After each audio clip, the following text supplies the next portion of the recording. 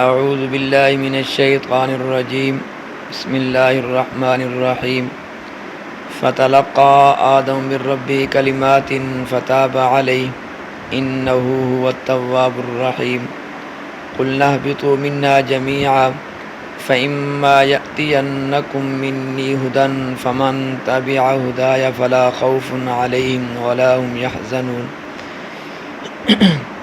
والذين كفروا وكذبوا بآياتنا أولئك أصحاب النار هم فيها خالدون۔ بعد ازاں حاصل کر لیے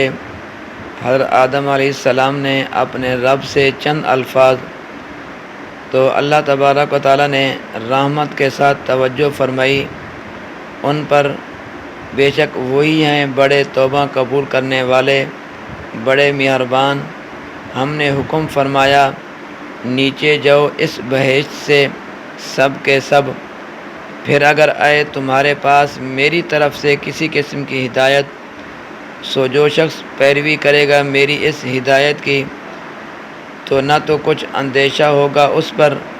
اور نہ ایسے لوگ غمگین ہوں گے، اور جو لوگ کفر کریں گے اور تکذیب کریں گے ہمارے احکام کی، یہ لوگ ہوں گے دوزخ والے، وہ اس میں ہمیشہ کو رہیں گے۔ حضرت آدم علیہ السلام کی پشیمانی، کلمات توبہ اور قبولیت۔ جب حضرت آدم علیہ السلام جنت سے اتارے گئے تو ان کو اپنی اس غلطی پر بہت ندامت اور پشیمانی تھی، اور ایک مدت تک زمین پر پریشان حال اپنی خطا پر روتے اور گریہ اوزاری کرتے رہے۔ بالآخر اللہ تبارک و تعالیٰ کو رحم آیا اور حضرت آدم علیہ السلام کو خود ہی معافی طلب کرنے کے لیے کچھ کلمات سکھا دیے، ان پر توجہ فرمائیے، اور حضرت آدم علیہ السلام کی توبہ قبول فرمائی۔ ارشاد ہوتا ہے فتلقى آدم من ربه کلمات فتاب علیہ انہ هو التواب الرحیم۔ پھر حاصل کر لیے حضرت آدم علیہ السلام نے اپنے رب سے چند الفاظ، یعنی معذرت کے کلمات، تو اللہ تبارک و تعالیٰ نے رحمت کے ساتھ توجہ فرمائی ان پر، یعنی توبہ قبول کر لی۔ بے شک وہی ہیں بڑے توبہ قبول کرنے والے، بڑے مہربان۔ یہاں اس آیات میں حضرت آدم علیہ السلام کی قبولیت توبہ کا سراج سے ذکر ہے، لیکن آپ کی بیوی حضرت حوا علیہ السلام بھی توبہ میں اور اس کے قبول ہونے میں حضرت آدم علیہ السلام کے ساتھ شریک ہیں۔ لکھا ہے کہ ایک روز کف دست اپنی پیشانی پر رکھ کر اور سر زانوں میں ڈال کر رونے میں مشغول تھے حضرت آدم علیہ السلام،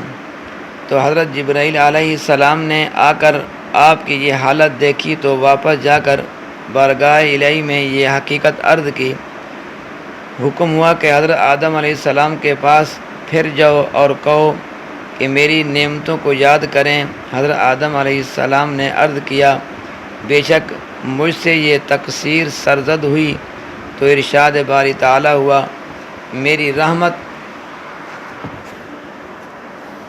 میرے غصے پر غالب ہے، تمہاری اوزاری پر میں نے رحم کیا اور تمہاری تقصیر سے درگزر کیا، اور ارشاد ہوا کہ ان کلمات کو پڑھ کر دعا کرو۔ وہ کلمات کیا تھے جن کی تلقین ہوئی؟ اکثر کا قول یہی ہے کہ وہ کلمات یہ تھے،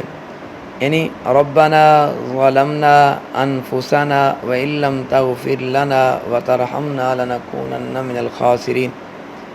تھے، جو کہ سورۃ اعراف 8ویں پارے میں آئے، جس کا ترجمہ یہ ہے کہ اے ہمارے پروردگار، ہم نے اپنی جانوں پر بڑا ظلم کیا، اور اگر تو ہماری مغفرت نہ کرے گا اور ہم پر رحم نہ کرے گا تو یقیناً ہم نقصان اٹھانے والوں میں ہو جائیں گے۔ بعض روایت میں دوسرے کلمات بھی آئے ہیں۔ دعا فرما کہ اللہ تبارک و تعالیٰ میرا اور آپ کا حامی و ناصر ہو۔